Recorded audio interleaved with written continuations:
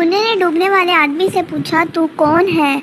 मैं खंडक का राजा हूँ। वो बोला, राजा है तो डूबता क्यों है? मुन्ने ने पूछा। खंडक के राजा ने अपनी बीता कह सुनाई।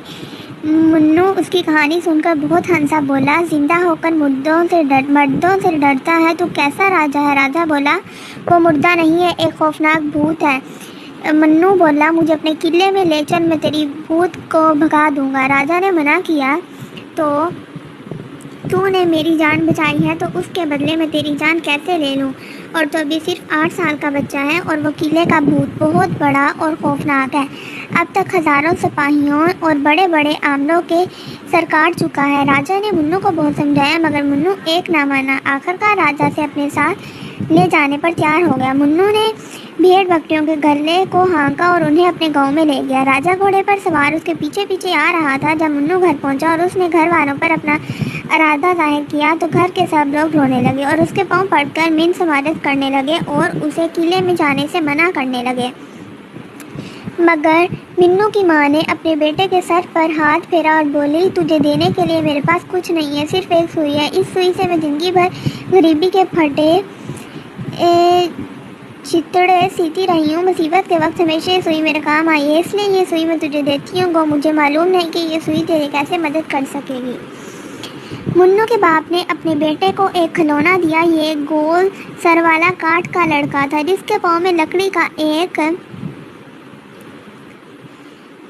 का एक खट्टा लगा था। इस खटके को दबाने से उस काठ के लड़के के होंठ अंदर से खुल जाते थे और उसमें से लाल रंग की ज़बान बाहर निकलती थी और देखने वालों का मुंह चढ़ाती थी। और फिर खटका दबाने से वो मुंह यूँ बंद हो जाता था जैसे एक गोल मटोल काठ के सर में कोई मुंह ही नहीं था। मन्नू इस खिलौने को लेकर बहुत खुश हुआ।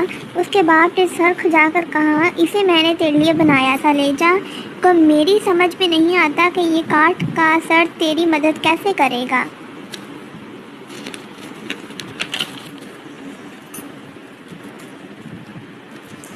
काठ का सर तेरी मदद कैसे करेगा?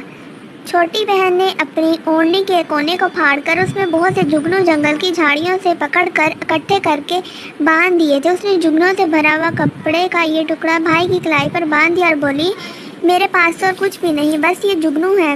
मेरी समझ में नहीं आता कि ये जुगनू तुम्हें कैसे मदद करेगी। मुन्नू सबको दिलासे देकर रुखसत हुआ और राजा ने उसे अपने पीछे घोड़े की पीठ पर बिठा लिया और रात से पहले वापस किले के अंदर पहुंच गए। इंशाल्लाह इसका नेक्स्ट पार्ट आप लोग देखेंगे। आप लोगों को बहुत मज़ा आएगा। आप लोग मुझे कमेंट सेक्शन में बताएं कैसा लगा आपको।